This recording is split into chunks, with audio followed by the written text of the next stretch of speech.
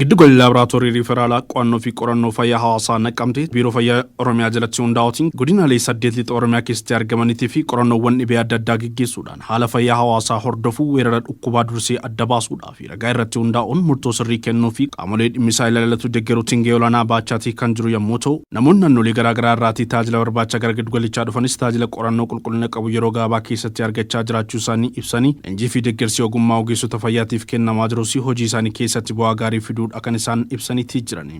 Yeroo yerootti nu waama leenjii abdeet nu godha wanta kaleessa hojjetame argamu haara ta'e yeroo argamu yeroo yerootti abdeet godha yeroo hundaa nu waama baay'ee gaarii jechaadha. Saampilii baaraaloo diddatti fidannaa asitti dhufee yeroo yerootti addatti ilaalama. Si'a baay'ee immoo tireeningii kan biraa iddoo kanattidha. Achirratti illee baay'ee nu fayyadu. Ijoolleenis dhufanii addunyaa yeroo tokko gargaarsa deeggarsa yeroo nu godhan jira. Asii riijinaal laabiin kun baay'ee nu gargaaru baay'ee gargaarsa isaanii dansaadha. Fakkeenya hamma reejentiin faayoo nu bira dhumee jiraate isaan biraa yeroo baay'ee in arganna. Lammeeffaan waan tokko fakkeenyaaf riizaaltii yoo waan itti as arginee koonfiriim goona veerifikeeshinii waan akkasii kan nu gargaaru. Tajaajilamtoonni kun itti dabaluutiin karaan dura qorannoo akka kanaa argachuudhaaf fageenya dheeraa imaluudhaa fi baasii guddaa baasuun dirqama ture garuu amma tajaajilichi naannoo keenyatti nuu kennamaa jiraachuu isaatiin wal qabatee humnaa fi baasii kanaan dura qisasaa tureen nuuf qusateetti jira jechuudhaanis ibsaniitii jiru. Gara Daamaaf adeemuu irraa iddoo kana dhufuutu nutti salphatanu nama. Si'a baay'ee hin deemnu yeroo nu waamaa jettee jechuudha sababii fageenya irraan ka'e. As yoo nu waaman garuu innum namaatii illee fudhannee ijoollee keenya fudhannee jechuudha. Fakkeenyaaf asii baanee amma leenjiidhaaf jecha Adaamaa deemnee Finfinnee deemnee qisaasa'ummaadha kuni. Qisaasa'ummaa san hir'ise kun immoo addana bakka mana keenya jechaadha. Ogeessonni giddu galichaas gama isaaniitiin qorannoowwan giddu galichatti gaggeeffaman fayyaa hawaasaa lixa Oromiyaa eeguu fi bu'aa guddaatii qaba. Ragaan qorannoo irratti argamuuf tajaajila fayyaa keessatti murtoo sirrii kennuudhaaf bu'uura ta'uun tajaajilaa jiraachuu isaatis ibsaniitii jiru. Warroota dhukkuba isaanii kanaan dura hin barree akka isaan baran taasisaa jira. Inni lammaffaa immoo warroota dhukkuba isaanii baranii dhukkubni isaanii maalirra akka ga'e baruudhaa fi maalirra akka tiriitimentiin sun qorichi isaan fudhachaa jiranii haala kamirra akka jiru adda baasuudhaaf fayyadaa jira. Faalama bishaanii burqaadhaa kaasee hanga bishaan ujummoodhaan hawaasni keenya fayyadamu irra deemnee saamuda fuunee hojjetaa jirra. Sanaaf immoo akka intervenshinii isaan fudhataniif waajjira eegumsa fayyaa naannoo jiruuf bifa gabaasaadhaan qaqqabsiisaa jirra.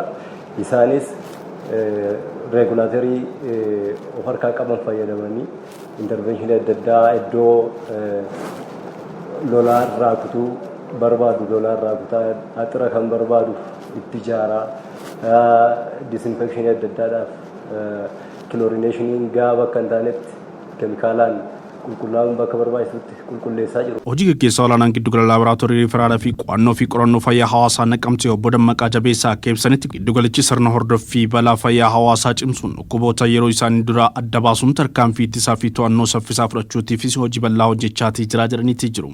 Giddu galli kuni dhaabbii isaarraa qabee wantoota gurguddaa afran hojjeta jechuudha. Tokkoffaa qorannoowwan sadarkaan isaanii ol aanaa ta'an kan dhaabbata fayyaa irratti hin argamne. Lammaffaa qorannoo adda addaa gaggeessu qorannoo saayinsaawaa riisarchii kan jedhamu. Sadaffaa giddugala leenjii jechuudha akka ministeera fayyaatti biiroon fayyaa Oromiyaa dhaabbilee fayyaa lixa Oromiyaa argatamanii fi giddugala CPD seenterii kan. Giddugalichi qorannoowwan garaagaraa gaggeessuudhaaf meeshaawwan ammayyaa gurguddaa qabateetii jira kan jedhu. Barataa digirii lammaffaa hospitaala Xuqur Ambassaa kan giddugalichatti argamuutiin qorannoo taasisaatii jiru argineetii dubbisneedha. Bu'aa guddaa qaba. Yooma amma inni kanaan dura seentariidha gara Finfinnee namoonni kalchariidhaaf saamuda garaagaraatiif gara Finfinneetti ergu riisarchii garaagaraaf gara Finfinneetti ergu hamma garuu naannoo kanatti walakkeessa kanatti argamuunsaa uummata keenya baay'ee fayyada. Namoota riisarchii hojjetan even akka biyyaatti sadarkaa alaatti iyyuu achas waamee riisarchii gurguddaa asirratti hojjechuun hin danda'ama jechuudha. Obbo Dammaqaan akka jiranitti gara fuulduraattis dhukkuboota balaa fayyaa hawaasaa ta'an irratti qorannoo bal'aa gaggeessuudhaaf akkasumas dhukkuboota namaa fi beelladaa walirraa daddarban irratti qorannoo ammayyaa gaggeessuu fi meeshaalee gurguddoo guuttatee jiraachuu isaati kan isaan ibsaniitii jirani.